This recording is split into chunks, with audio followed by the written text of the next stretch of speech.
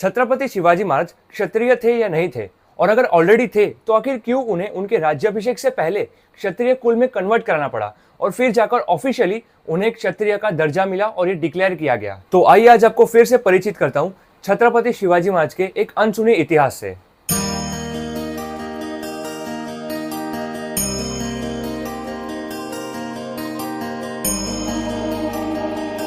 Video start करने से पहले मैं आपको ये बता दूं कि इस वीडियो में मेरे द्वारा जो कुछ भी माहिती दी गई है उस माहिती में से एक भी मेरा निजी विचार नहीं है या फिर मेरा पर्सनल ओपिनियन नहीं है।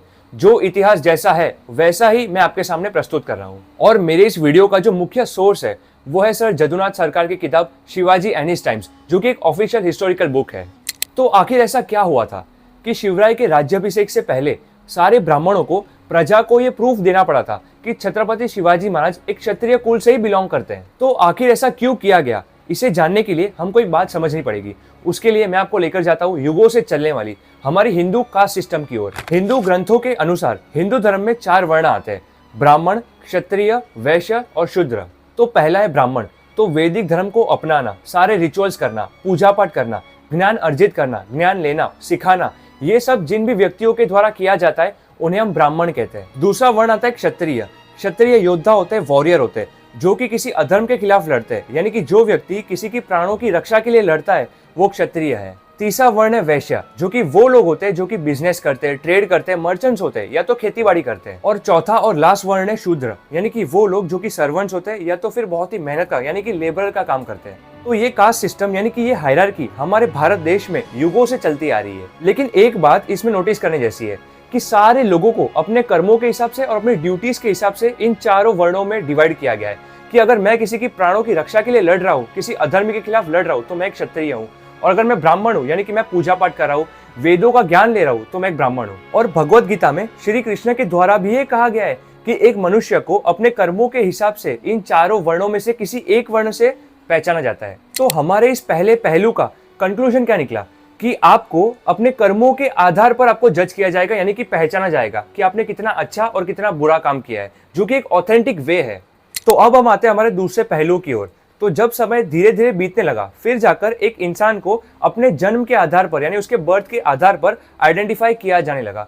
फॉर एग्जाम्पल, अगर मैं ब्राह्मण कुल में पैदा हुआ हूँ तो नो मैटर मेरा कर्म क्या भी है, मुझे ब्राह्मण ही बुलाया जाएगा। अगर मेरा कर्म क्षत्रियों वाला है, अगर मैं किसी की प्राणों की रक्षा भी कर रहा हूँ, फिर भी मुझे लोग ब्राह्मण ही बुलाएंगे क्योंकि मैं ब्राह्मण कुल में पैदा हुआ हूँ। और यही माइंडसेट धीरे धीरे सारे लोगों में आने लगा, जो प्रॉब्लम हम आज भी फेस कर रहे हैं। तो अब वापस हम आ जाते हैं छत्रपति शिवाजी महाराज के राज्याभिषेक की पहले वाली घटना की ओर। तो छत्रपति शिवाजी महाराज कौन से वर्ण में आते थे, यानी कि उनके जन्म के आधार पर, वो सबसे पहले हम जान लेते। तो सर जदुनाथ सरकार ने अपनी book Shivaji and his times में इस घटना के संबंध में क्या लिखा है वो सबसे पहले मैं आपके सामने रीड करके बताता हूँ। The Bhonsles were popularly known to be neither Kshatriya nor of any other twice-born caste, but mere tillers of the soil, as Shivaji's great-grandfather was still remembered to have been. How could an upstart sprung from such a Sudra stock aspire to the rights and honors due to a Kshatriya? The Brahmins of all parts of India would attend and bless the coronation of Shivaji only if he could be authoritatively declared a Kshatriya. तो इसका मतलब ये है कि छत्रपति शिवाजी महाराज जन्म से एक शूद्र वर्ण में बिलोंग करते थे, यानी जन्म से। लेकिन उनका कर्म क्या था, जो कि मैंने पहले बताया कि हमारी अखंड भारत की सिस्टम क्या थी कि एक ऑथेंटिक वे कि एक इंसान को उसके कर्म के आधार पर आइडेंटिटी दी जानी चाहिए। तो हम सबको पता है कि छत्रपति शिवाजी महाराज इस देश की आजादी के लिए कितना लड़े हैं और कितनों की प्राणों की उन्होंने रक्षा की है। तो इससे ये साफ जाहिर होता है कि छत्रपति शिवाजी महाराज एक सच्चे और ईमानदार और एक बहुत ही बड़े क्षत्रिय थे, यानी कि योद्धा थे। तो अब वापस आ जाते हैं माइंडसेट की ओर, जो कि तब भी था और अभी भी है कि एक व्यक्ति को सिर्फ तभी राजा बनाया जा सकता है कि जब उसका जन्म एक क्षत्रिय वर्ण यानी कि एक क्षत्रिय परिवार में हुआ हो। फिर नो मैटर उसका कर्म कुछ भी हो, लेकिन सिर्फ वो उसी घराने में पैदा हुआ है तो वो राजा बन सकता है। तो यही सेम चीज छत्रपति शिवाजी महाराज के साथ हुई कि जब उनका राज्याभिषेक होने वाला था तब बहुत सारे लोगों ने और बहुत सारे ब्राह्मणों ने ये बीच में बाधा डाली कि शिवराय का जन्म एक शूद्र परिवार में हुआ है तो वो एक क्षत्रिय नहीं है, क्योंकि उन लोगों ने शिवराय का कर्म ही नहीं देखा। जन्म कुछ भी हो, लेकिन उनका कर्म क्या था जिसके लिए पूरा भारतवर्ष उनको जानता है कि वो बहुत सारे लोगों की रक्षा के लिए, हमारी स्वतंत्रता के लिए इतना लड़े हैं। तो इस थिंकिंग के कारण बहुत सारे लोगों ने और बहुत सारे ब्राह्मणों ने छत्रपति शिवाजी महाराज का विरोध किया। तो उस समय पर जब शिवराय का राज्याभिषेक करवाने के लिए काशी से एक बहुत ही बड़े ब्राह्मण आने वाले थे जिनका नाम था गागा भट्ट।